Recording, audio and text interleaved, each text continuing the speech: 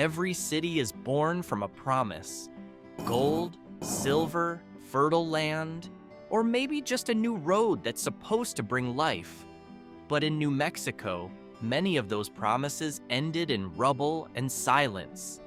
Some towns died because mines exploded, some disappeared because highways were rerouted, and some are still standing. But their residents have to survive under nearly impossible conditions. This isn't just a list of ghost towns. These are 15 points on New Mexico's map that show how dreams can grow, then collapse, leaving behind traces that make us ask, who would still want to live there?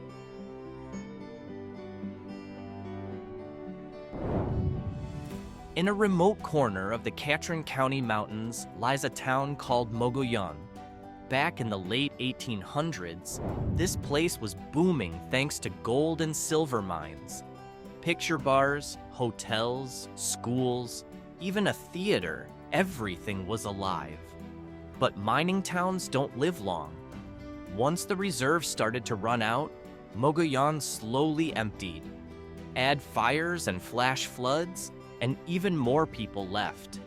By the year 2000, the number of permanent residents officially dropped to 0. Now, all that's left are decaying wooden buildings, steep roads that make your heart race, and a strangely eerie silence. Just getting here takes guts. The roads are narrow, prone to landslides, and there's absolutely no cell signal.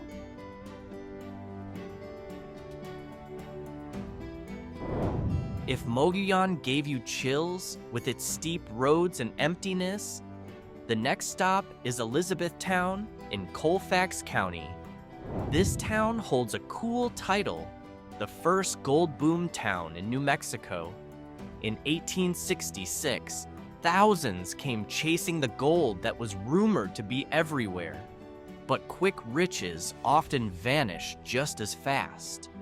Once the gold mines started drying up, Elizabethtown slowly lost its life. A massive fire in 1903 dealt the final blow. Almost every building burned down.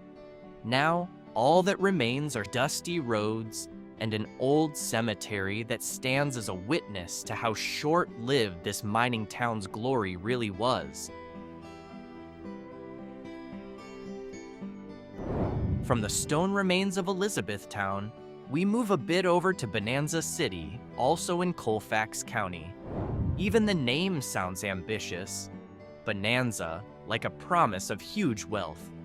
In the late 1870s, hundreds of miners arrived, building camps, saloons, and even a small school. The vibe was lively and full of hope, like a town on its way to something big. Unfortunately, the silver reserves here ran out even faster than the settlers' enthusiasm. By the late 1880s, Bonanza was fading. Buildings were abandoned, shops shut down, and within just a few years, the so-called Lucky Town had turned into a ghost town.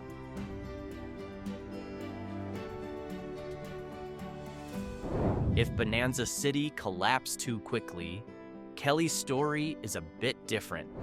This small town in Socorro County once shone brightly on New Mexico's mining map.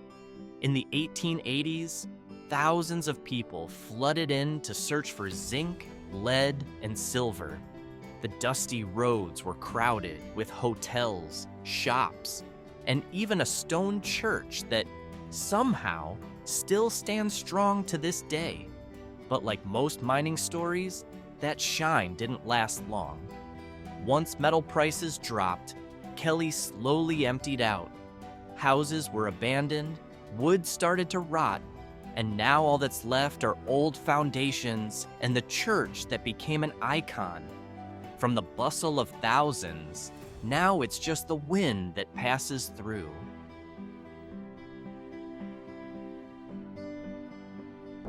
After Kelly, we move a bit down to Grant County, where we find Fierro. The name means iron in Spanish, which fits perfectly. This is where iron ore was shipped out by train starting in the early 1900s. Back then, Fierro had a school, a church, and even rows of workers' houses that made the nearby hills feel alive. Unfortunately, it all came to a stop once the mine shut down.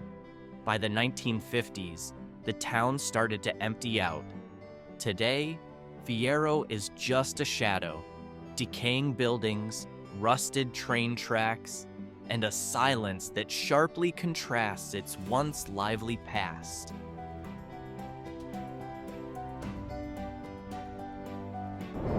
If Fierro thrived because of iron, Kingston in Sierra County has a different story. This town was born from the silver boom of the 1880s and once became a busy hub. Just imagine, nearly 7,000 people lived here, with banks, luxury hotels, and even an opera house. At the time, Kingston was called the most promising silver city in New Mexico. But like other mining towns, it all fell apart when silver prices crashed. One by one, shops closed, people left, and the grand buildings that once symbolized prosperity turned into fragile wooden frames. From a town that once sparkled, Kingston now holds only nostalgia, a reminder that instant wealth often comes with the curse of loneliness. After Kingston, which once sparkled and then faded, the journey takes us to Magdalena in Socorro County. This town was once nicknamed the Queen of the Cattle Drive because it was the final stop on the cattle trail. Thousands of cows were driven here before being loaded onto trains for market. Not only that, Magdalena was also bustling thanks to its silver, zinc, and copper mines. From the late 1800s to the early 1900s, its main street was packed. But that golden era slowly faded. The cattle trail stopped, the mine shut down, and Magdalena lost its main lifeline. Today, the town still has residents, but the quiet atmosphere is strong, almost as if every old building is telling stories of the days when hooves and miners' voices filled the streets. From Magdalena, which still holds onto the remnants of its former buzz, we move over to Ancho in Lincoln County. This town wasn't born from silver or gold, but from gypsum.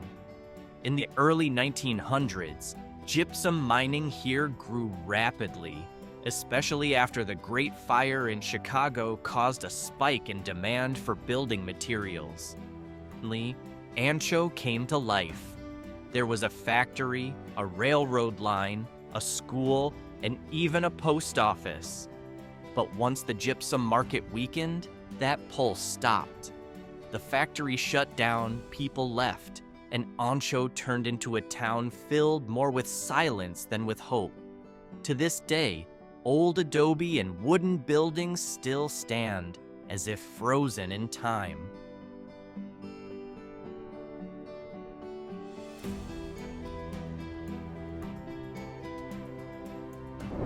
After the slow decline of Ancho, we arrive at Dawson in Colfax County, a coal mining town that initially looked full of promise.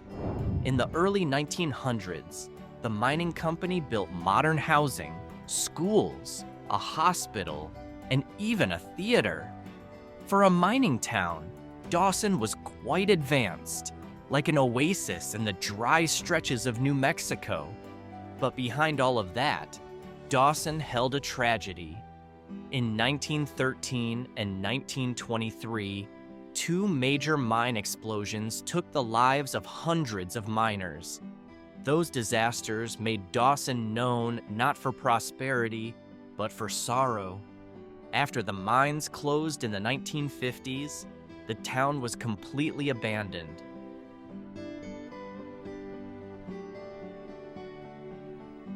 After Dawson, which was consumed by a mining tragedy, we moved to Glenrio, a small town on the New Mexico-Texas border.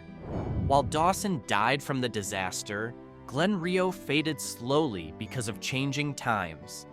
It used to be a key stop along Route 66, but everything changed when the interstate was built, cutting through and bypassing Route 66. Cars stopped coming through, businesses shut down, and Glenrio became a ghost town.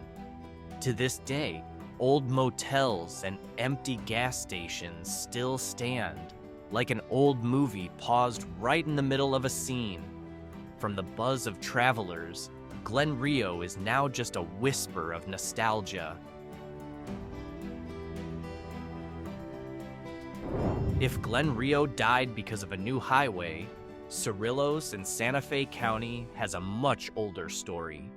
Since the 16th century, this area was known for its turquoise mines, reportedly even used by native peoples long before the Spanish arrived. Jump to the late 1800s, and Cerrillos grew into a mining town for silver, lead, and copper. But like most mining towns, its golden days didn't last. When the mines faded, Cerrillos quieted down too. The difference is, this town never fully died.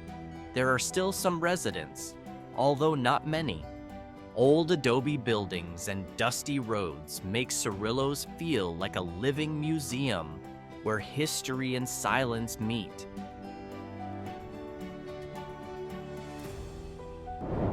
While Cerrillos still holds on with a half-alive presence, Shakespeare in Hidalgo County had a different fate. This town is completely dead, but left behind the wild stories of the Old West. Founded around the 1850s, Shakespeare was originally called Mexican Springs and became a stop for gold seekers, cowboys, and even bandits. Imagine a small town with dirt roads full of drama, street duels, robberies, and saloons at the center of chaos. When the Silver Rush hit, Shakespeare became busy for a while. But once the mines failed to deliver on their promise, people left, and the town was frozen in time. Today, Shakespeare is a privately owned ghost town, with old wooden buildings still standing, almost like they're ready to tell more tales from the darker side of the Wild West. If Shakespeare is remembered for its chaos and duels, Colonias in Guadalupe County leaves the opposite impression. This small town was established in the 1800s as a farming and ranching community. There were no big mines or noisy bars like other mining towns. Life here was simple: fields, livestock, adobe homes, and families trying to survive on New Mexico's dry land. The problem was, the barren soil and harsh climate drove many people away. Slowly but surely, Colonias lost its heartbeat. Now, the crumbling adobe buildings stand as silent witnesses. Unlike the loud past of Shakespeare, Colonias leaves behind a deep sense of loneliness, as if you can still hear the echo of its last footsteps along the dusty roads.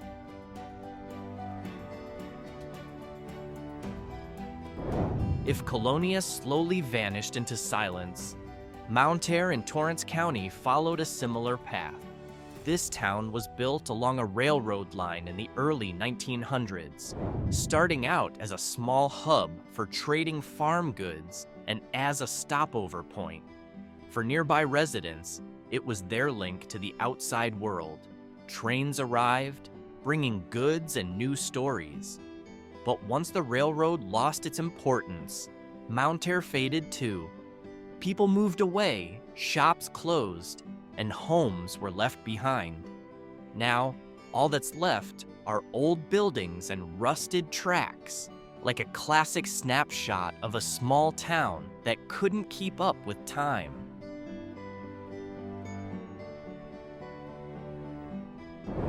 While Mountaire only left behind rusted rails, Gallup in McKinley County is still alive, but tough.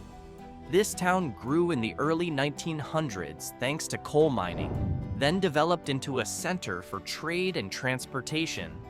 Gallup still has residents today and is even known as the Indian capital of the world because of the strong Navajo and Zuni presence here. There are festivals, traditional arts, and craft markets that give the town vibrant energy. But behind all that, Gallup is often listed as one of the hardest places to live in New Mexico. High poverty rates, noticeable crime, and rampant alcohol issues weigh heavily on the town.